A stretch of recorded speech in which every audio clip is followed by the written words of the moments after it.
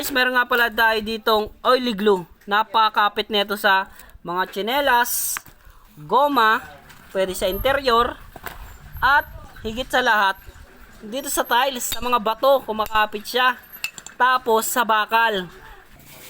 No? Oh. Hinahatak ko na yan guys, oh. Pang emergency. Kunyari, malayo kayo sa vulcanizing shop, pwede pala ito pang tapal sa mga butas-butas. Ayan, oh. Di ba? Ayan, oh. Sobrang kapit niya guys, oh. Hindi siyang madaling maano. The next one guys ay magpuputol tayo to, then pagdudugtungin natin siya kung gaano siya kakapit. Yan. Diyan natin pagdudugtungin. Doon. Ayan, kung gaano siya Papatong mo. papatong lang natin. Pababa.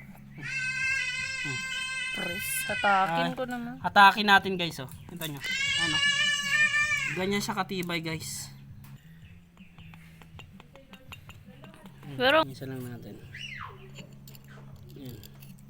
Papalaman natin siya. Ano? ibig sabihin pwede yan gamitin sa kahit anong Sa tiles. kahit anong mga ire-repair mo sa bahay, no? Super kapit niya guys. Pang emergency talaga siya. Hindi siya. Ano? Kapit niya, oh. Hindi siya. Kasi meron siyang awang.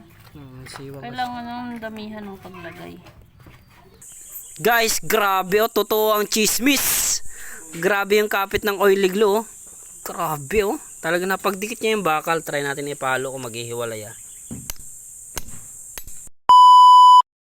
Yan, ang gamit po ay oily glue.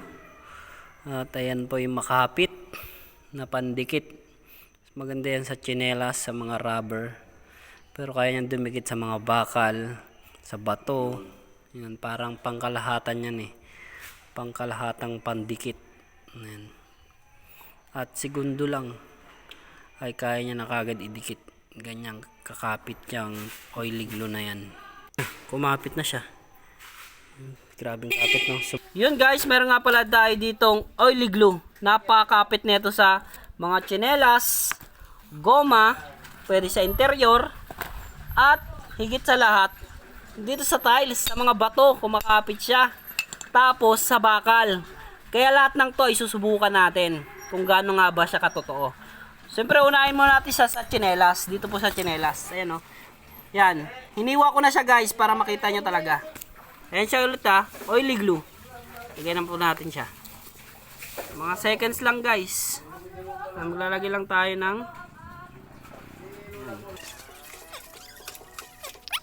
ididikit lang natin siya.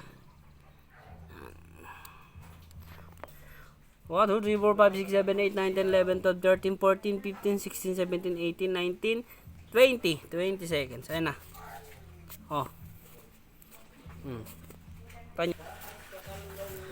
Ayan guys, oh. May makikita nyo guys. Ayan, oh. Oh. Hinahatak ko na yan guys, oh. Hinahatak ko na yan guys. Pero ayan, oh. Kita mo yung ano niya. Ayan, oh.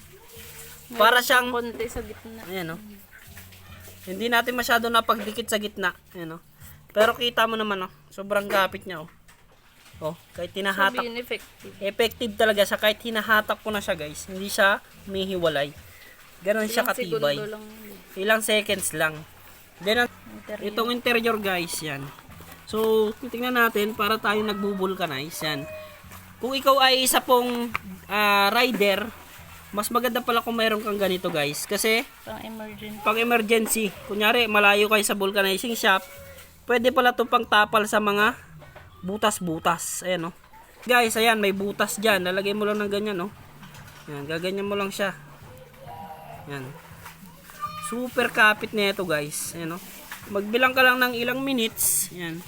Ng ilang segundo. Kakapit na yan. Bilang ka ng ilang segundo. Ayan. Ayan na siya, oh. Diba? Ayan, oh. Sobrang kapit niya guys, oh. Hindi siyang madaling maano. Pang emergency Matuklap. talaga. Pang emergency siya. po talaga siya guys, oh. Ayan, oh. Guys, ayan, maganda siya pang vulcanize ng mga inyong mga motor. Ayan, oh. The next one guys ay magpuputol tayo to, then pagdudugtungin natin siya kung gaano siya kakapit. Ayan. Then nalagyan natin siya ng Oily glue. Bakit?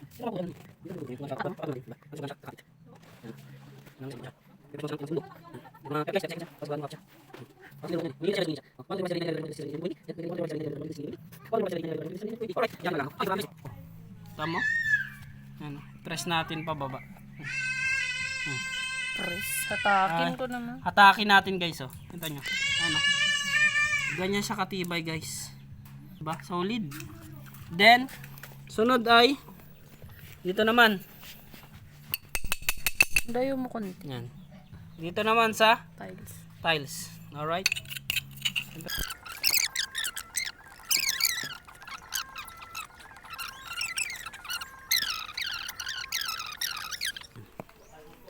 That's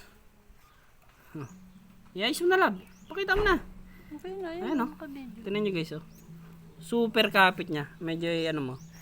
Ayan, oh. Ayan, oh. Oo. Ayan, oh. Sabihin pwede yan gamitin sa kahit anong Sa tiles. kahit anong mga ire-repair mo sa bahay, no? Super kapit niya guys. Pang emergency talaga siya. Hindi siya, ano, kapit niya, oh. Hindi siya, grabe, mas makapit pala sa tiles, ayun, oh. Ano siya guys, oh. Kahit anong gawin mo dyan guys, oh. Video ka ng The sarili. next, the last one guys, itong bakal. Itong bakal ang last natin. So, mag-isip tayo kung paano natin siya kakabit. Pag ganyan ba? Yan, pag ganito natin, kakabit natin siya ng pag ganyan. Yan. Yan, pag ganyan guys.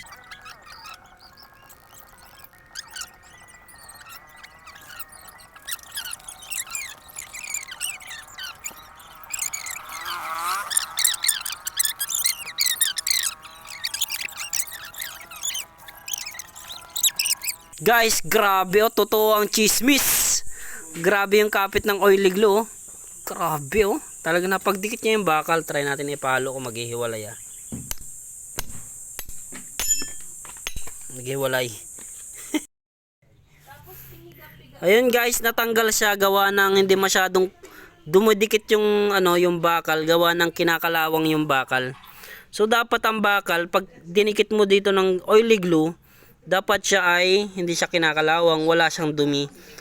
Tapos ang pangalawa pa dun guys, kaya natanggal siya, hindi siya lumalapat sa mismong bakal. Kailangan kasi dikit na dikit, kagaya nito guys, ayun, oh. Kagaya nito. Kaya sobrang kapit niya guys, kasi straight siya, dikit na dikit talaga yung oily glue.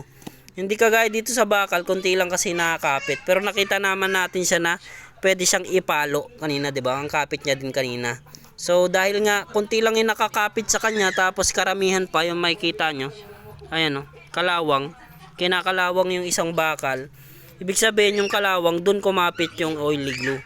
Kung wala sanang kalawang, sobrang kapit niya na yun, oh. Hanggang ngayon makapit pa rin. Kaya yun lang, salamat sa inyong panonood. Click na sa ating yellow basket.